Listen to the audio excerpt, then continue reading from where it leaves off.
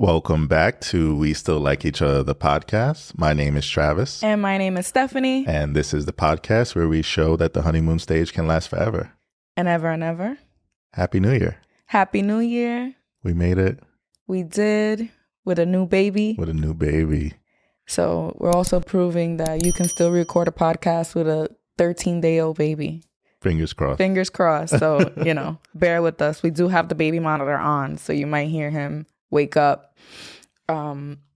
Yeah. So what's up, babe? How does it feel to be in 2022? No different. I mean, feels good to. No different. We have a huge difference. But we had him in 2021. And we had him for 11 days in 2021. So okay. Feels the same. Okay. How are you? I'm doing good. Yeah. I'm doing well. I'm feeling good. Last night was probably our roughest night in terms of River's sleeping pattern and feeding pattern. So it was a rough day this morning. But we're here. We made it. We made it. Do you want to talk a little bit about our experience the past couple of weeks? Yeah, let's do it. Well, we should start from the delivery, right? Yes. So if you follow us on Instagram, if you follow us, you know that I was trying to get this baby out for a couple of weeks. He was measuring larger than expected, and my knees were hurting, my back was hurting, everything was hurting. I was just ready for River to be out from week 36.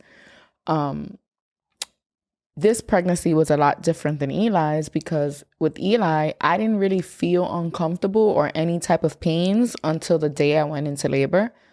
Whereas with River, I was feeling pains for like 2 weeks before I went into active labor. In River's defense, though, you were a lot busier with Eli. So you think it was just like, I don't got time for these pains. I thought that was part of it because I felt like this pregnancy, I was able to actually enjoy the little things, like his movement, the sonograms, the appointments. I did more reading just because I had more free time. But I don't think those pains, I could have just busied them away. I literally was like in pain and feeling pains, and especially the round ligament pains.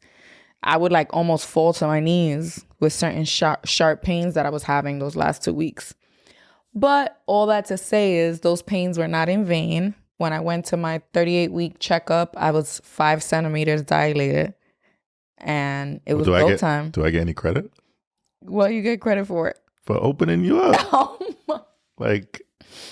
Like I said, 2 episodes ago? Yeah. Same old dick. It didn't do shit.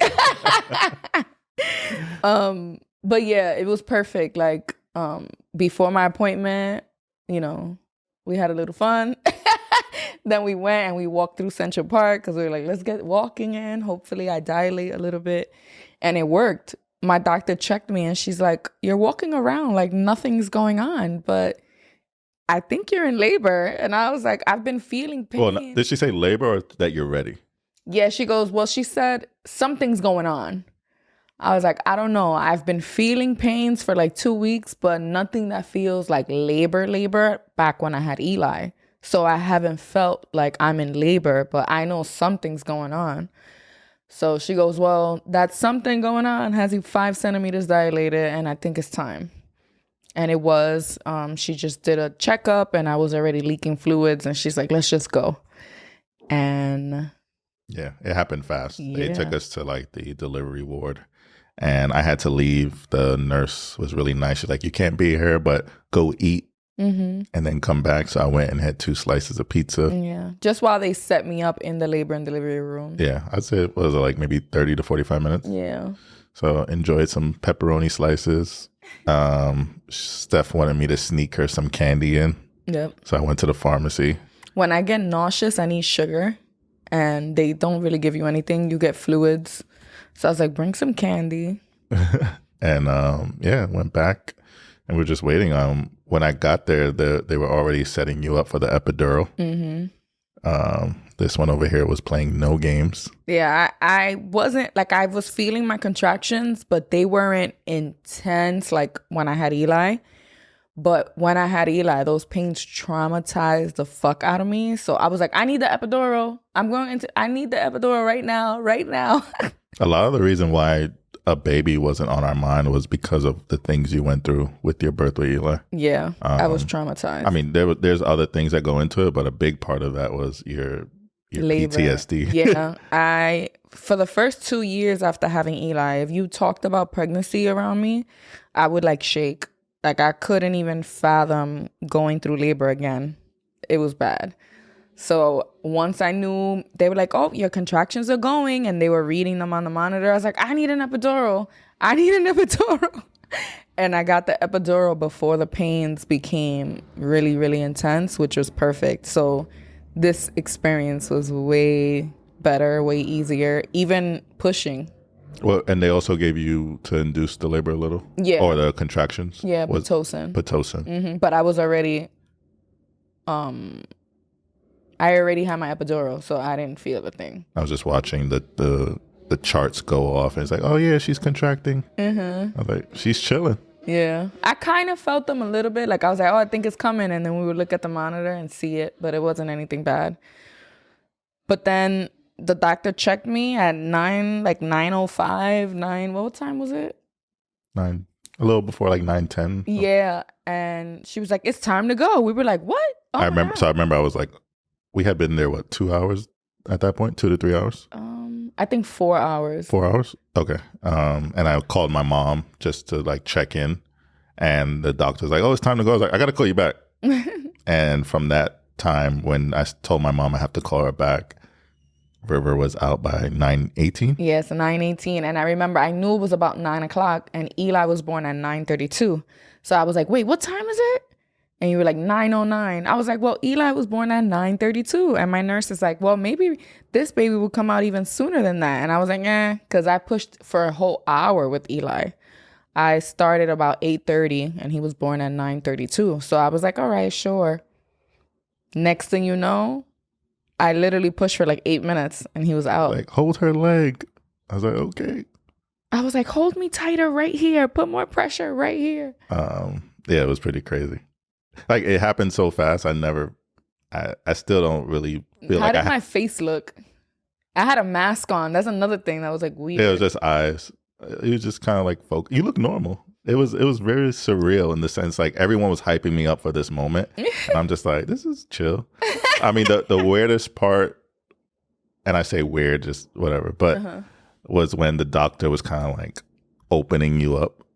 So she's like, push. But then she was helping me. She was like pulling one side of your vagina to the right, then to the left. And then I see the top of his head.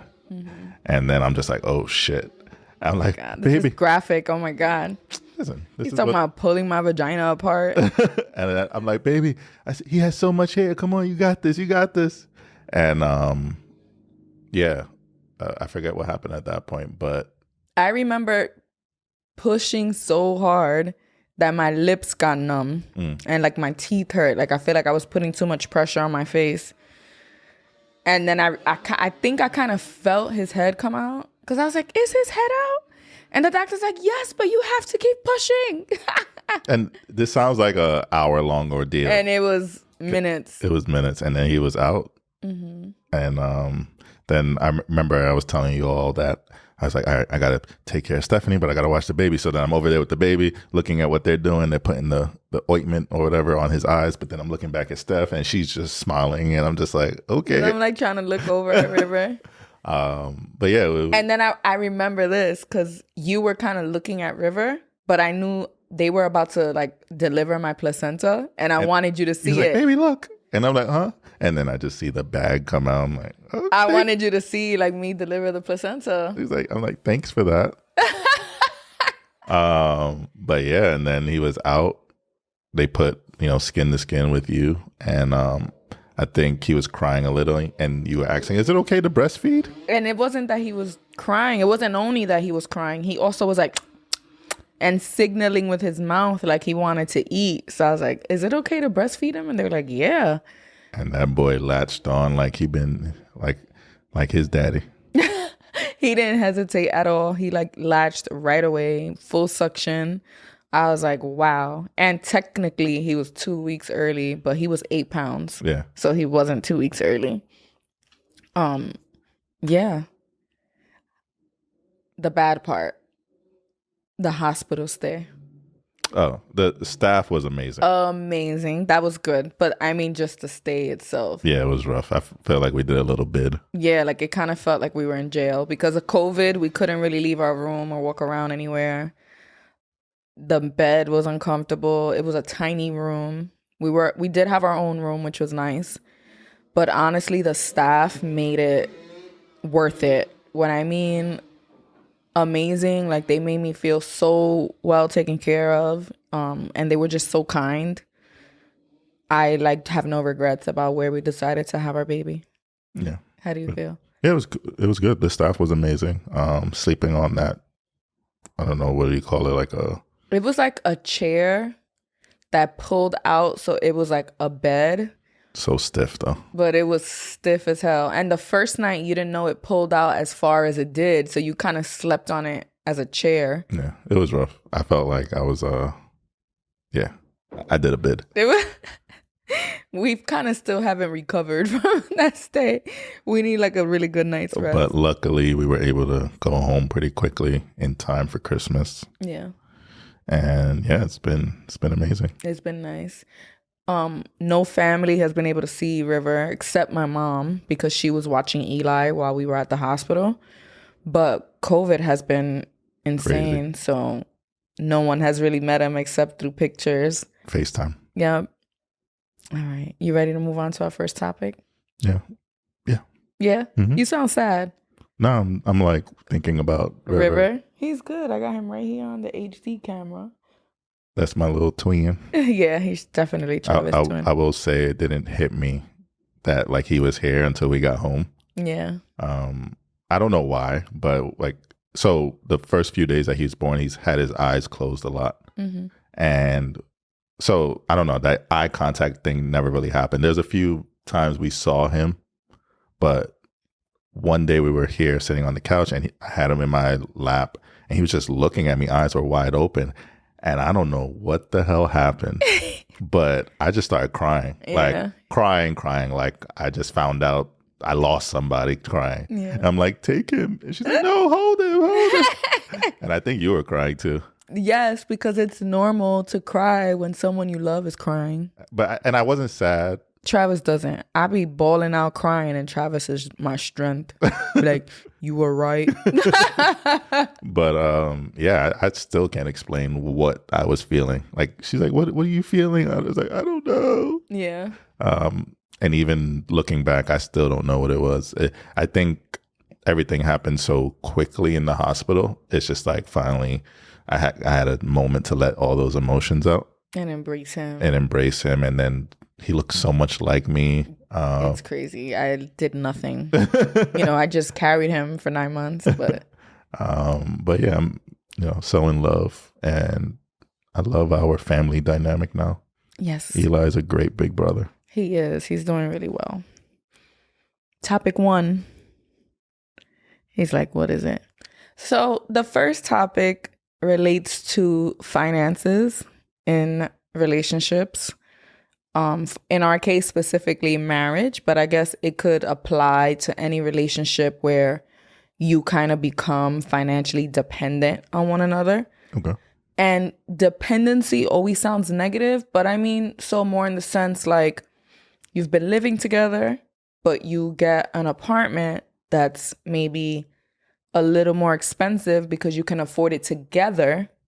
But if you were to break up, neither of you could really afford the rent. And that happens so often. All the time, right? Especially living in New York City, rent is really expensive. So when I say financially dependent, I mean it in that sense, not like, oh, I don't have any money, only his or her money. But, you kind of build a lifestyle where both of your incomes are required. That's kind of what I'm talking about. So we kind of have a shift in our thinking. Well, I kind of do. You kind of don't. Just you. Just me. All right. So on TikTok, when we were talking about, women working or deciding not to have a traditional job, but staying at home with the children or whatever, a lot of women in the comments were talking about, oh, what if your man just decides to leave you, or then you stay home all these years, then you don't have any skills to go back to the workforce if he leaves you or if you want to leave him. And it was a lot of negativity around that and like not having your own.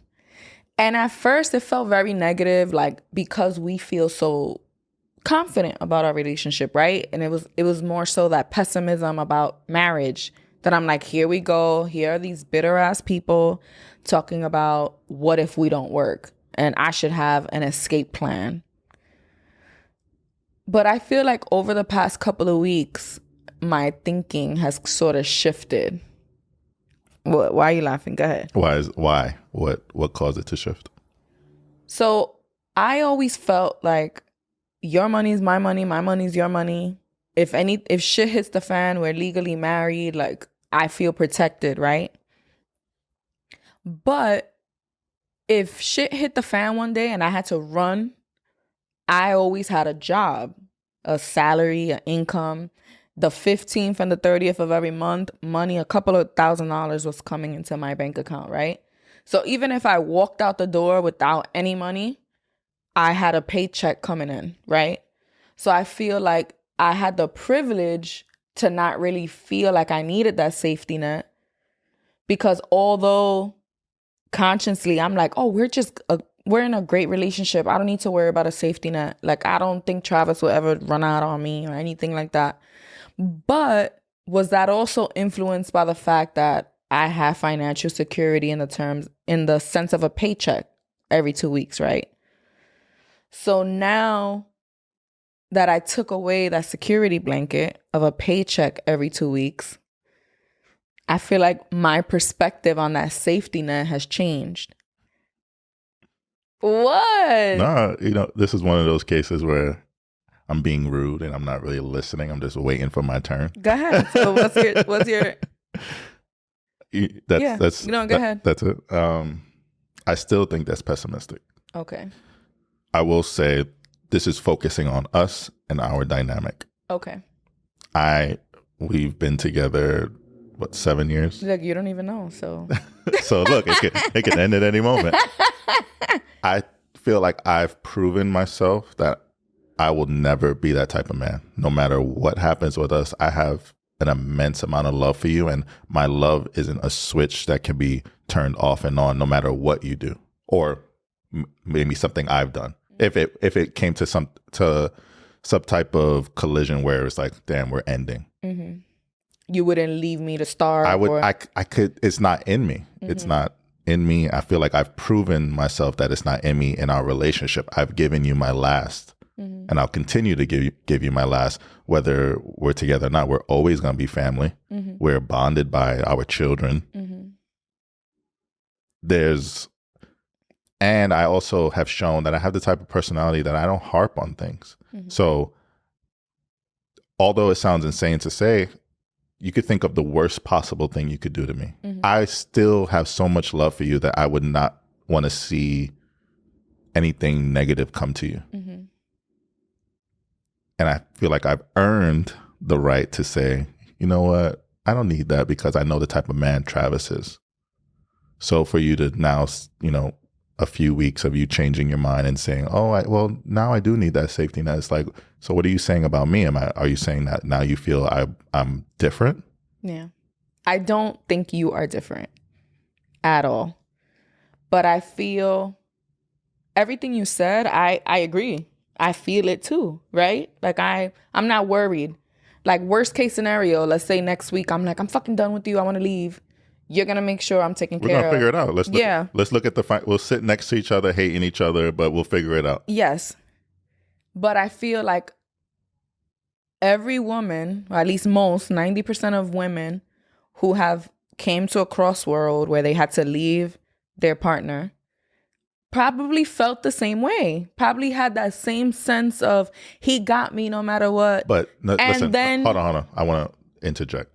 I know for a fact, and whatever, I lived through it, so I'll use it as an example. when my mother was getting ready to leave my stepfather, she was secretly saving money. But I know for a fact she could not say the same things that I'm saying about myself about him. Like, oh, no matter what happens, he'll hold it down. So in her situation, yeah, I get it. There was so many layers to why she was. And I get that, which is why I said 90%. So there are women who don't feel the confidence we have with each other in terms of holding each other down no matter what, even if shit is ugly, right? But there are situations where they do have that confidence and it doesn't work out that way. But you never know how someone's going to react when shit hits the fan. Knowing me, you think all of a sudden Travis is going to become spiteful and vindictive. So even if I do still have this trust in you, right?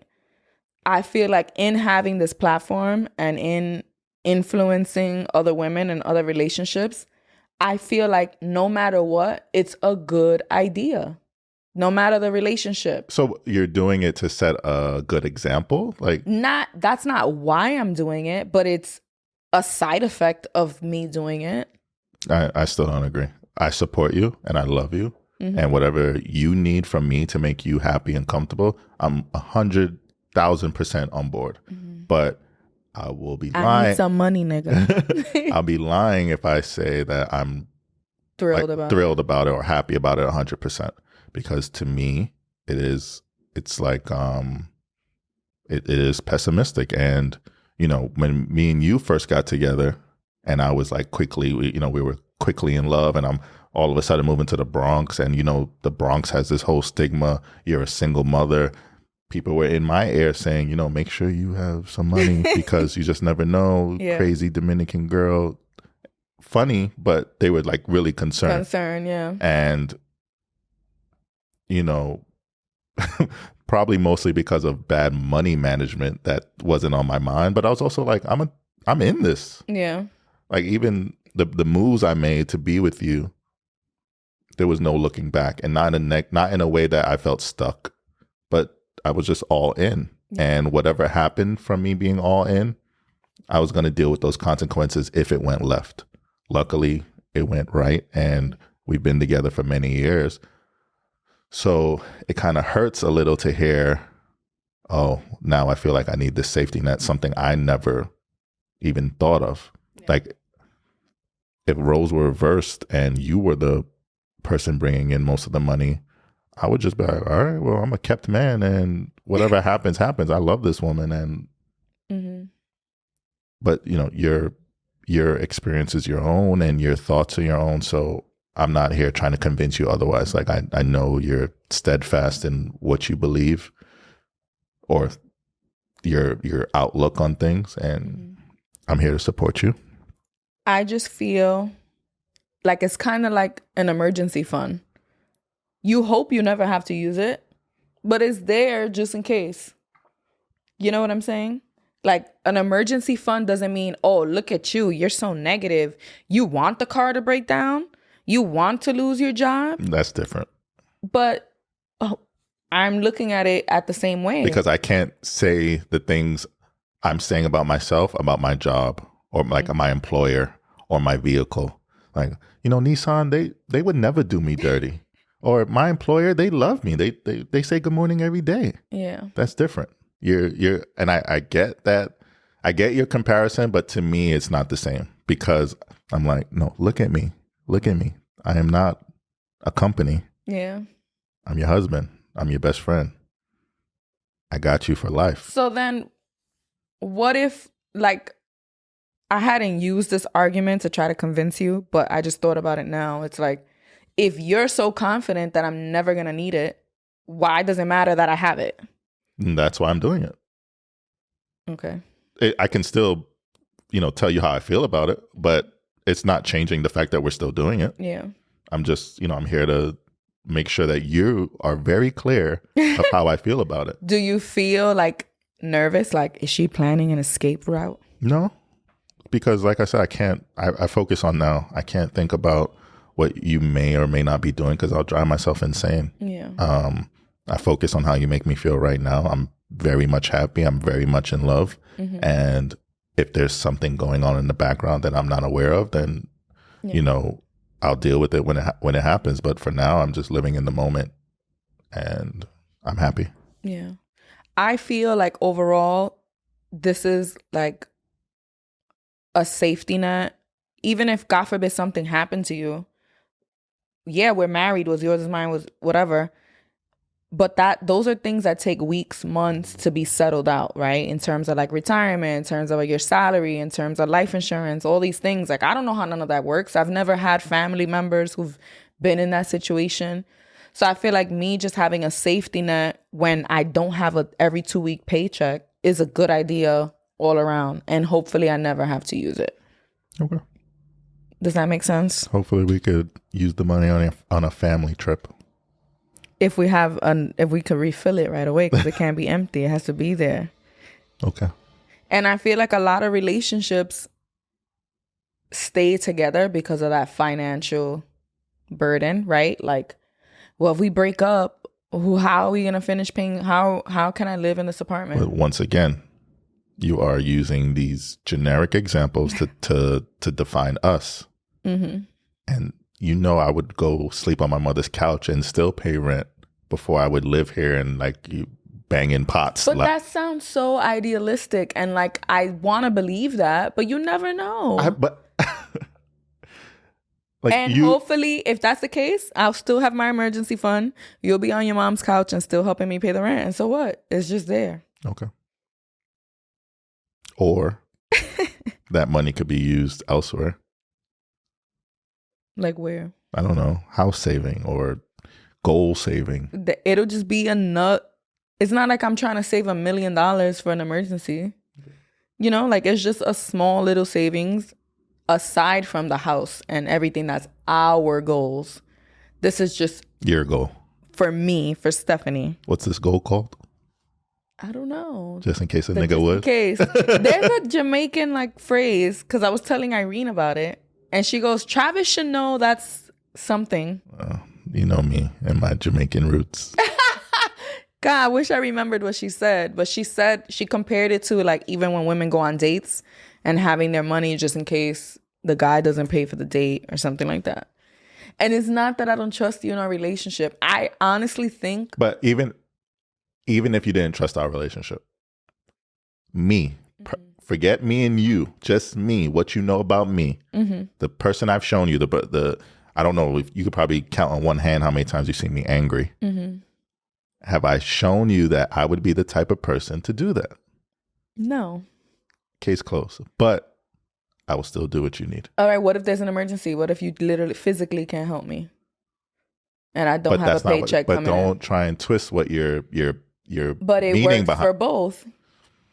Okay. So let's call it the just in case Travis drop dead fund. Or breaks his back or some shit. COVID out here snatching people, you don't know. Okay. She got me hot. I'm sorry. No, you and don't. Honestly, you don't have to apologize. And I feel like we always agreed on this. And I think the only thing that's shifting my perspective is not having a salary from a company or a job. But can we stop fronting like you don't have a whole business? All right. Since I was 36 weeks pregnant and feeling pains, I haven't worked my business. So I have 4 weeks without any actual income coming from that business. So, it's not like a job. So once the income starts coming back in, you might feel a little less, because, okay, like even if shit hit the fan, I'm like, I'm working. You get what I'm saying?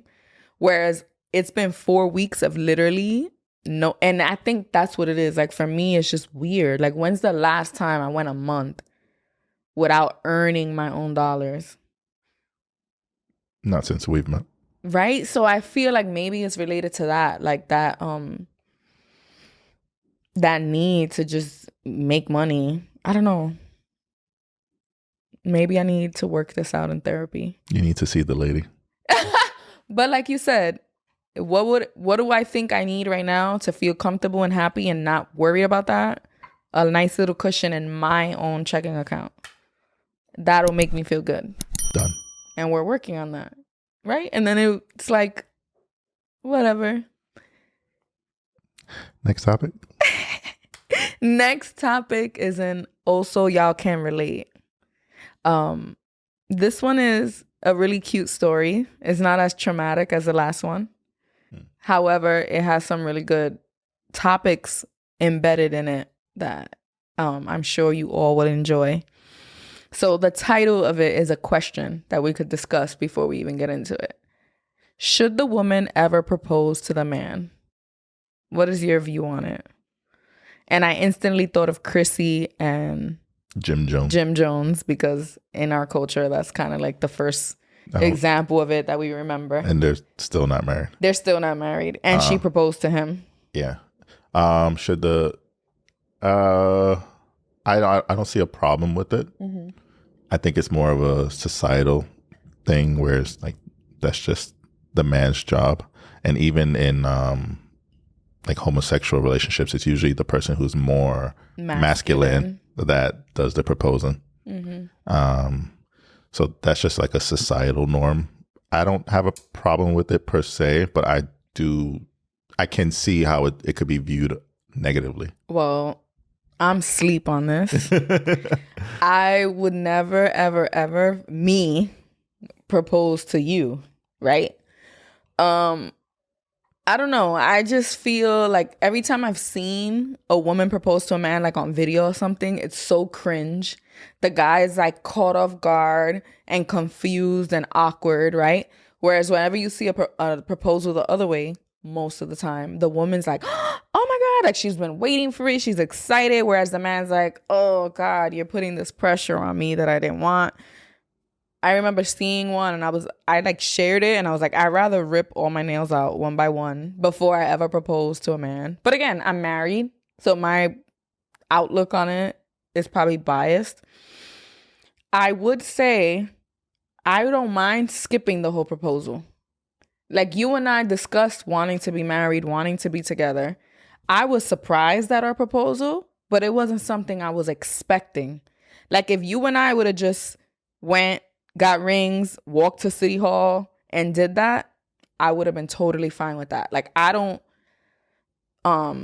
have this fantasy of like the proposal and like everything should go this way. I would say that. But I'm not fucking getting on a knee and asking you to no. It's just not what I'm doing.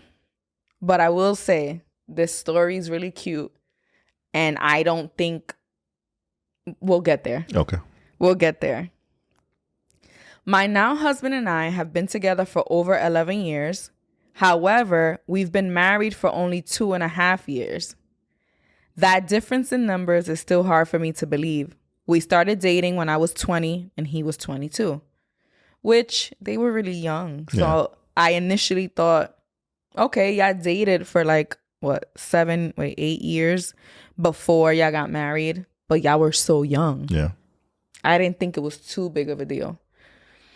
We met while working at a restaurant one summer. He had just graduated college and I had left college for a year before, after just a semester and a half. I was struggling with personal things, and at that time in my life, including my parents' divorce, a terrible situation regarding my best friend, and a breakup with a then boyfriend that I initiated but was also flip-flopping on.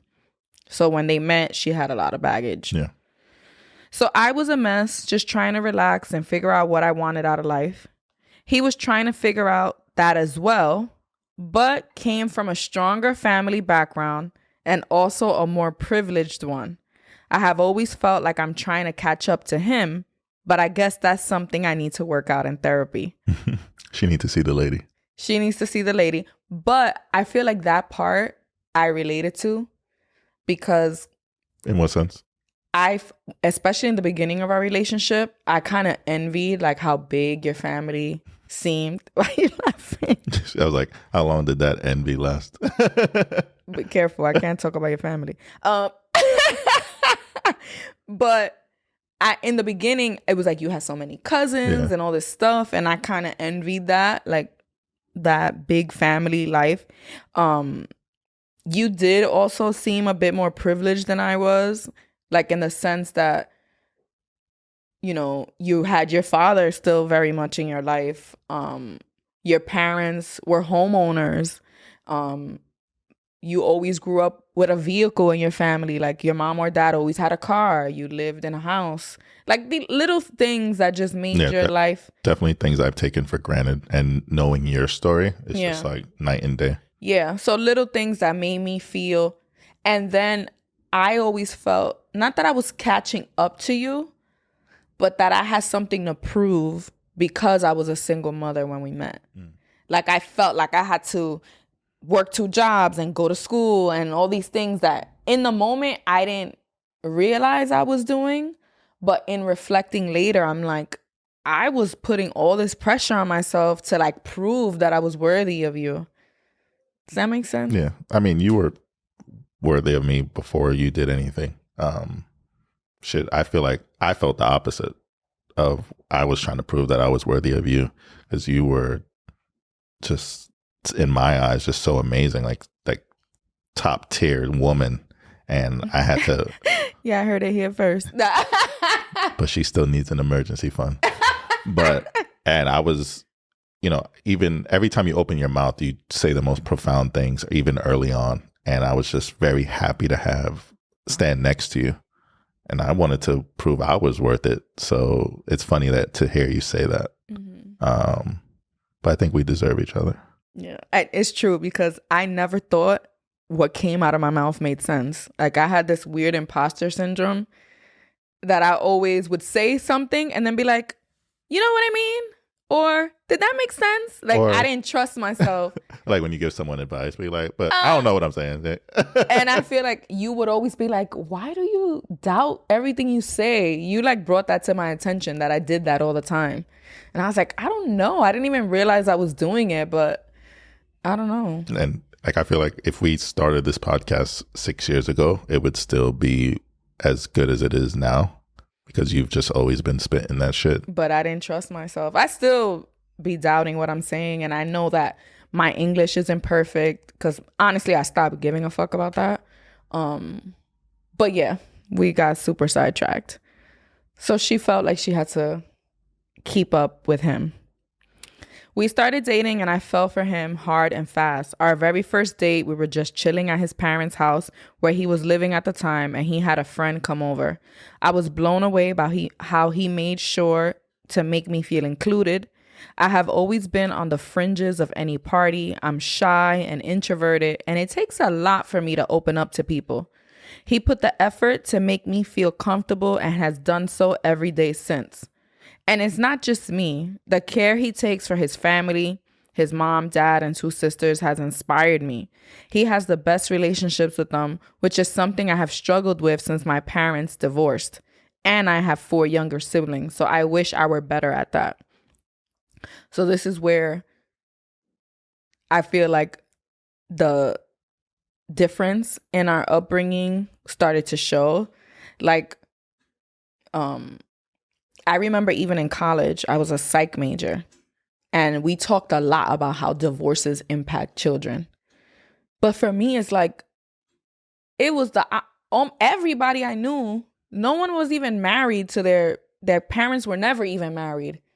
And they never grew up with their parents in the same house. So it felt so like, what? The kids with their parents together were like the shocker. The weird ones. Yeah, like, oh, you got both your parents? Like my parents divorced before I could really remember. I think I'm maybe in the 3 to 4 range. Yeah. It could be even earlier, but I literally have not one memory of them together. And that's just been my norm. Yeah, and like, that doesn't mean that people in my community didn't have their daddy issues and parent issues, but it was more so because we were trying to compare our family to TV families, not anything we actually really saw, you know? Like I remember I grew up with a stepdad who I love him to death, my dad, but I would think like, oh, we should eat dinner together as a family because I saw it on TV, not because I knew anyone who was doing that, you know? The Winslows are doing it. Exactly. But I can understand how someone who grew up around married couples and families, how a divorce. That was a big deal. It was a big deal. The first 3 years, we switched it up. So the first 3 years of their relationship, we lived long distance a couple of times. We lived together for a year before I decided I needed to move away to complete my college degree. He ended up following me to a different state, which was amazing, and returned to school as well for his second undergraduate degree. I rarely see people get 2 undergraduate degrees. I'd be like, why? But okay. A few months into moving away together was at this point that I started feeling antsy, wanting something more. We had several conversations about getting engaged, being each other's family, and it made me giddy with excitement. But now we were renting a house and going to university while essentially being a married couple. We were older than most people in our classes, but I still didn't have a ring. So I know that feeling of like, I hate that too. We didn't really have that. But like acting married, but not being married. So I get it. Wait, what do you mean acting married? Like we live together, we pay bills together, we do everything together, but we're not married. And what does that change? I feel like, for example, if you're together 5, 6, 7 years and then there's a medical emergency, I gotta call your mom and I can't make decisions. So it's just the inconvenience. Not only I'm just pushing back on this. People who are just lifelong partners who don't need that piece of paper. Yeah. What do you say to them? That works for different people. I feel like I needed that next step. Maybe is ill-informed and doesn't make sense, but for me, I needed it. And it's not inconvenience because it's not like I need to call your mom. She might make a decision I don't agree with, even though we've been living together for 5 years. She has her own life. She might want to make a medical decision that maybe you and I already had a discussion on or what you would prefer. But as your mom, she is legally entitled to make this decision for you. You know what I'm saying? Yeah. And maybe there's ways to go around that legally to like have it in writing without being married. I don't know. But yeah, playing married but not being married, especially when you want to be married. It's like, I guess that's the standout point is like that's something she wants it. It's not something she's just kind of sweeping under the rug. Exactly. But this is the point where I say, if y'all have already discussed it, y'all want to be married, why do you need the like proposal and this and that and like the what do they say? The what and whistles? Bells and whistles. The bells and whistles. Why do you need that if you've already decided it? You know what I mean? Let me see. He asked if I wanted him to get my dad's permission before proposing, and being a romantic, I thought that was sweet and I said yes. Then I found the ring of my dreams and sent it to my best friend and told him to ask her what it was when he was ready. I was prepared for this to take a matter of days. Obviously, if you ask, should I ask your dad permission? You think it's like around the corner, right? Or at least in the coming weeks. So it made me sad that weeks passed and she still hadn't heard from him, meaning her best friend. My dad had also not heard from him. His sister had started dating a guy and they got engaged within a couple of years. Seeing that proposal Instagram post broke my heart and I was sick to my stomach for days. She asked me to be one of her bridesmaids, and I was very happy to be included and feel like I was an important part of her family, even though her brother was keeping me as his girlfriend or an option. His family has always been so wonderful to me, despite everyone's confusion of our relationship not moving forward. Again, a cultural difference. I instantly could see this being some like town or place where like that happens, like the dating, the engagement, beautiful photos on Instagram, the wedding, like very like Instagram worthy types of relationships. Yeah. But yeah, it's definitely a cultural difference. I'll say in our culture, it's probably more common that people are together for a long time, have a baby. Mm-hmm. You know, we jokingly but truthfully say we've been to more baby showers than we have weddings. Mm-hmm. And that's just our culture. It's more uncommon to see. Like, I think now we're getting to a point where we're starting to see more engagements and see more marriages from. But I feel like the reason we're seeing more engagement and more marriages is because they're people from either that I went to college with. So then that kind of changes the culture. It's not really like our culture that we're discussing, or people from work, which again, they're shifting from the culture. I still feel like when it comes to like the bubble of people I grew up around in my childhood, I'm still not seeing engagements and weddings and those types of things. So that culture hasn't changed. Does that make sense? No, I get it. I get it because we've opened up our views to people we would have never met before. You know, I have friends from work that I would have never been friends with otherwise, but, you know. So funny. So this is like off topic, but not really when it comes to culture. Christmas cards. So growing up, we never received any Christmas cards until I have an older sister from my dad's side who lives in Connecticut. Cultural difference. Once she had her family, we started to receive a Christmas card only from her. It was our only Christmas card at my house, right? And every year when it would come, me and my mom would be excited about this Christmas card, but we found it like bougie and kind of like, you know, Why? Not why, like we appreciate it, but it felt like, oh, this is fancy. Like it's not something we do. Yeah. It's a cost that people from our community like don't see as a necessity. You know, a photographer, then you're printing the photos. The time, like it's just something that, and it wasn't even something we envied because we didn't even know people did it. Like it felt so foreign to us, right? And now we received your friend Melissa and her Dan's last year. Again, friends from work. And this year we got my sisters. Again, we always get, and we got Jen and Josh's. Friends who I've met from work. So it's like, it's still different. It seems like it's happening more, but these are friends we're making from like different parts of our lives, right? Totally went on a rant about Christmas cards. I'm trying to think. No, I don't. Like we would take Christmas pictures, but that's just like we're sitting around, we're opening gifts. But as far as like going out of our way to see a professional. Ahead of Christmas so that they arrive at your family and friend's house. You know, I will say I can't remember 100%, but I feel like we've done it for like the babies. So like when a newborn, I feel like my nephew might have had like a picture with Santa that was sent out.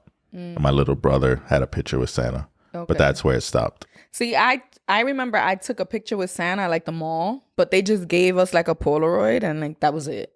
It wasn't like a send everyone pictures. Yeah, but yeah, it stopped with the babies. It wasn't like get the family together. Yeah, culture. It's like, it like changes like these things that you feel like you suddenly need when you're at like a certain place in life that like, do you really need it? So are you against the family photo? No, I'm not against it, but it goes to show that there are certain traditions or things that exist that you might feel like I might see those Christmas cards and feel like, damn, we're missing something in our family and our family dynamic. Like, why don't we have a family picture? Whereas like we could just appreciate it and be like, well, that's just something we don't do.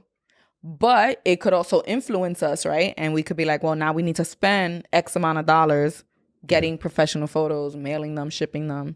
For me, it's just, I appreciate that the people who took them thought enough of us. Yes, I love them. Yeah, so I don't feel any pressure to do it for us. I'm fine with what we did with our iPhone and some lighting. Yeah, we like sent a Christmas card through text. Yeah, but no, it really means a lot to me that the people who did send it decided. And I remember someone I follow on Instagram, they had a wall full of different Christmas cards they received from people. And I'm like, wow, this is really like a thing in certain cultures. So we got to get our numbers up.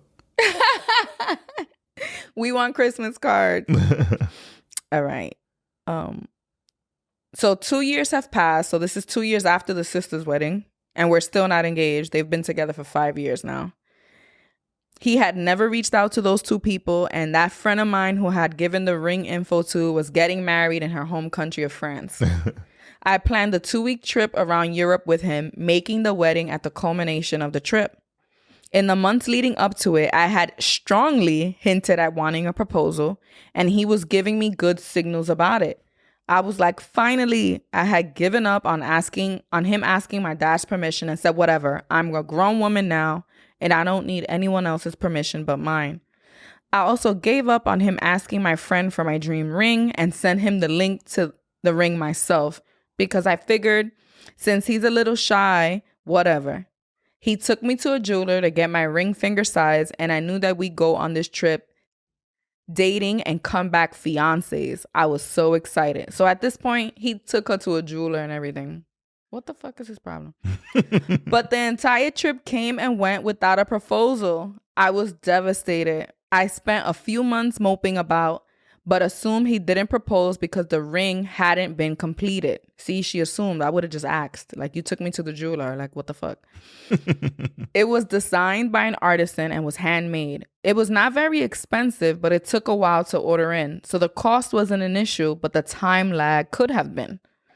We had several conversations about him not proposing, and he had never gave me a good reason for why he didn't. Then finally, I asked him about not proposing, and I skipped it. I finally asked him straight out, where even is the ring? Do you have it? And it turned out he still hadn't ordered it. So it was never even an option for me to have gotten it during the Euro trip. Oh, so let me stop you. At this point, I know, knowing you, it wouldn't have gotten to that point. But let's say this is you and you're at this point. Do you continue the relationship? I would say, like, let's just get married. Okay. Because I feel like he seems like a great guy. They talk about getting married. He said, oh, should I ask your dad? Okay, I'll ask your friend about the ring. Took her to get her ring size. So I would say, let's take the pressure off of this, like, proposal and things have to be in this order. And let's just get married. Like, let's elope, like, whatever. Yeah, but that's also, like we've just spoke about, that's you growing up with your life experiences and not being to many weddings and not seeming as important to me. Yeah. Yeah. Like, it's kind of like, I feel like I might have discussed this one time, but sweet 16s. I always grew up broke as fuck, so I never had this expectation of like a sweet 16. But also you're Dominican, and in your culture, that's a big... The quinceañera is very big, but I didn't grow up around a lot of family, so it's not like I had cousins who had quinces and I didn't. You know, I saw like girls from school have them and stuff like that, but I never felt like I wanted one. But I would say when I turned 16, I kind of was sad. Like, not because I didn't have a sweet 16, but because it just wasn't special at all. Like, I remember at the time my boyfriend bought me like a Carvel cake, and that like broke me down. Like, it felt so like, oh my God, thank you so much for like giving a shit about me. But whatever, that's besides the point. Yeah, speak to the lady. Yes. So they don't fucking get engaged. I would have just said, let's get married. I wouldn't end the relationship, I don't think. This conversation happened December 2015. So we have about 5.5 years together. I generally suffer from winter depression, but that winter was hard for me because I was so upset by the situation. See, I wouldn't let it get this upsetting. Like, I'd just be like, what are we doing? I ended up moving out just after the holidays and breaking up with him. Oh, you called it ending the relationship. Speak up for yourself, queen. It was terrible because we had 2 cats and a tortoise together. I knew you were going to laugh at this part because you're not an animal person.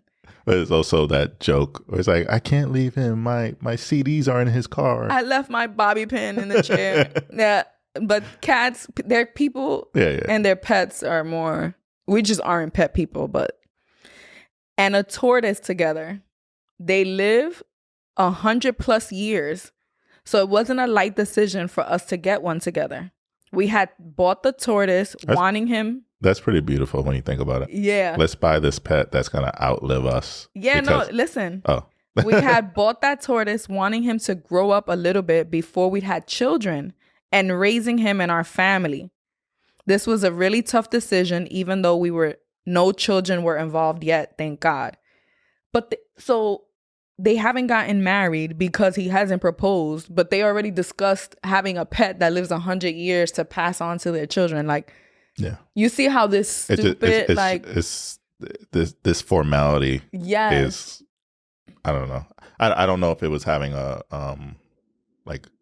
Let me hear my stomach. I do hear your stomach. I was like, whoa, I wonder if the mic is gonna pick that up. But this idea of being proposed to, I wonder if it was having a, well, obviously it was having a negative effect on their relationship because she ended things.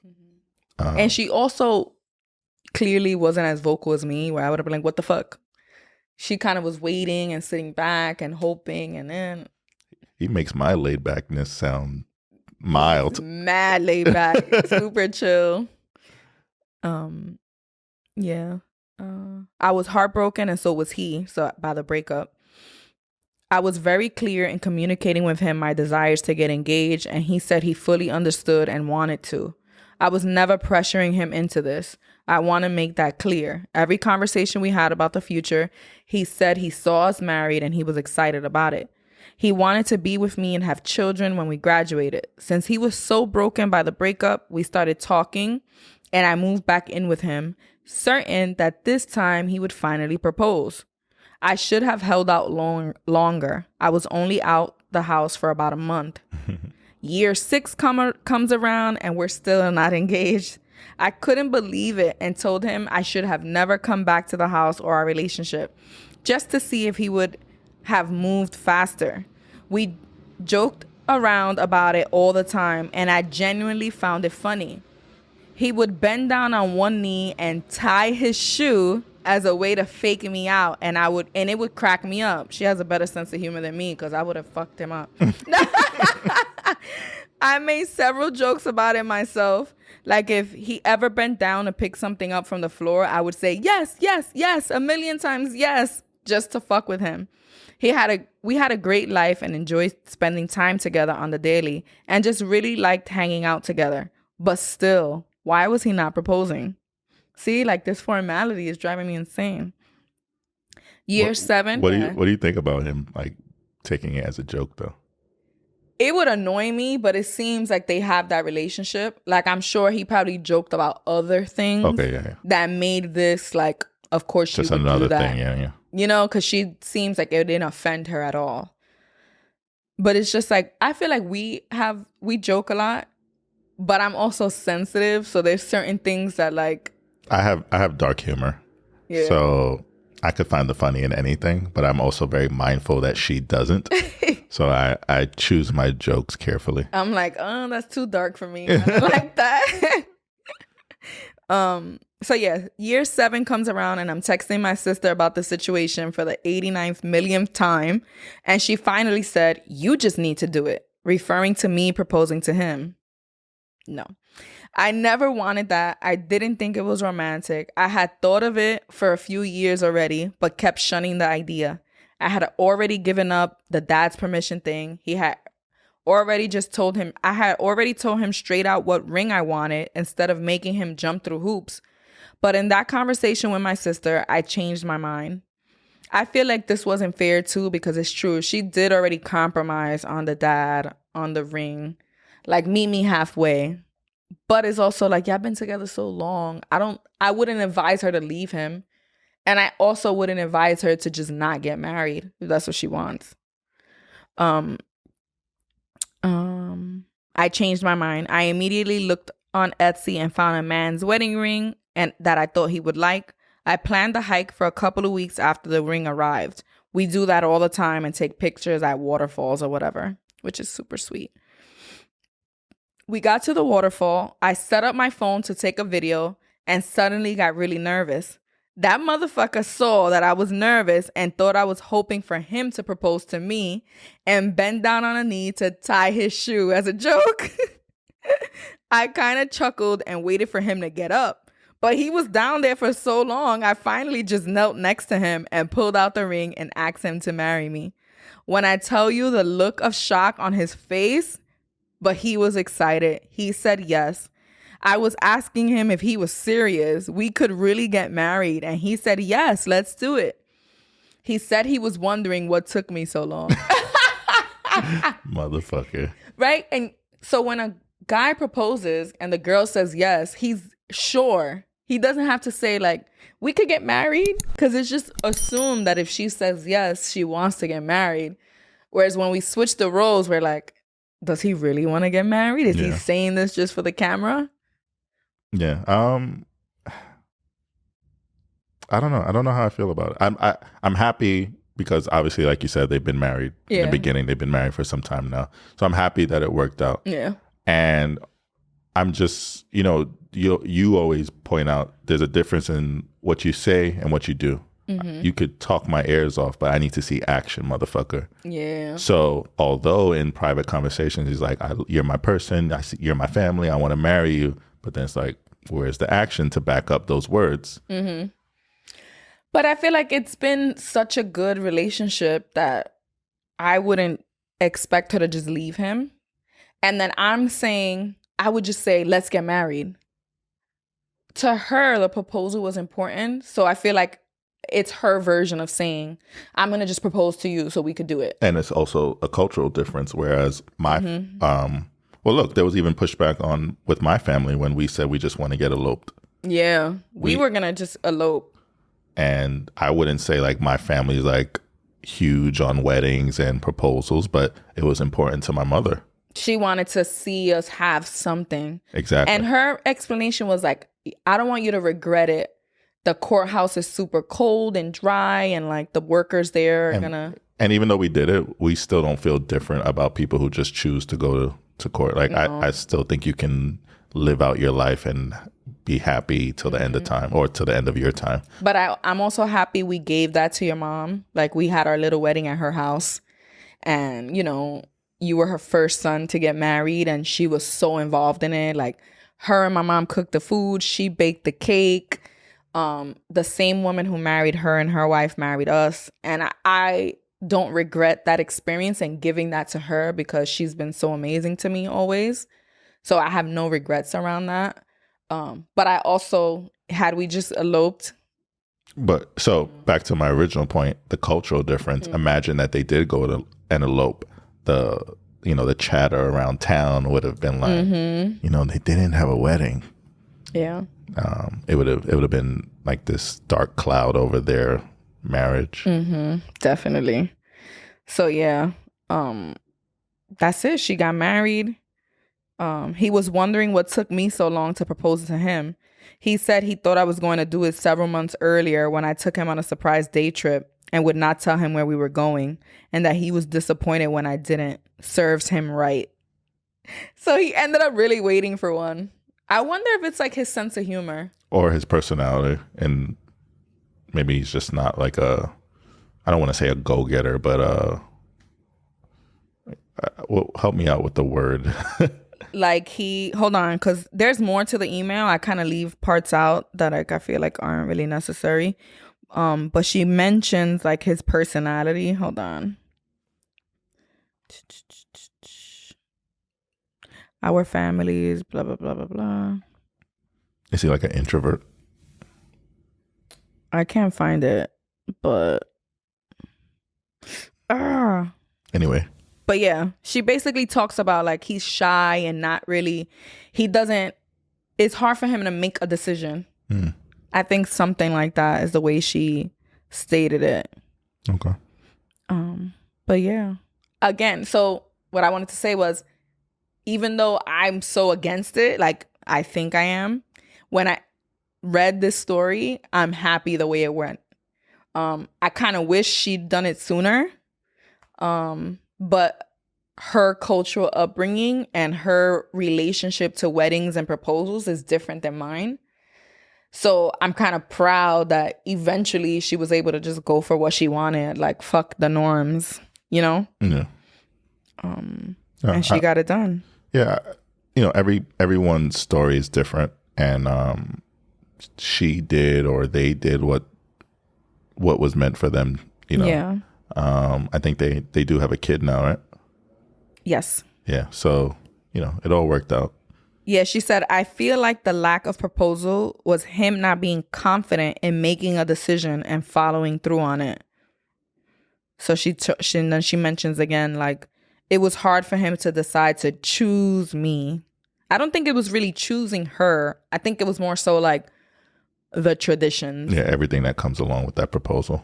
Yeah, because they were living like they were married, and he spoke as if they're gonna be together. There was no infidelity or anything like that, or like I need space before I marry you. He kind of just didn't take the plunge, which is weird. And they had like a jokey thing about it. No, I mean, it's cool.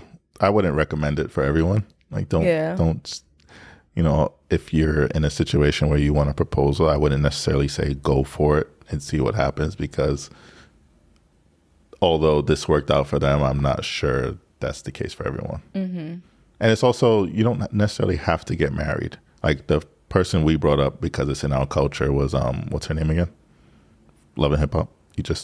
Chrissy and Jim Jones. And this was, over 10 years ago. Yeah, I was like in college, I think. And they're still very much together, very much happy, or at least as much as we can see from social media. Mm-hmm. And they haven't taken the plunge.